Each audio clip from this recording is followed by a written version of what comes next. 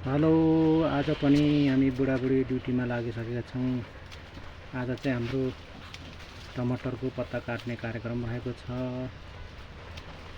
आज पत्ता काट्ने, आज टमाटर टिप्ने भनेको टमाटर टिप्ने समय भएन। अब भोलि चाहिँ टमाटर टिप्छौँ, पत्ता काट्दैछौँ। सबैजनाले हेरिदिनु होला, तपाईँहरूलाई कस्तो लाग्छ सबैजनाले हेरिदिनु होला, कमेन्ट गरिदिनु होला। यसरी पत्ता चाहिँ काट्नुपर्छ। यो पत्ता धेरै राख्नु भने तपाईँको यो मल यसैले खाइदिन्छ, गोलगडाको दाना बढ्न पाउँदैन। त्यही भएर हामी यसले पत्ता काटिदिनुपर्छ। हस् त, धन्यवाद।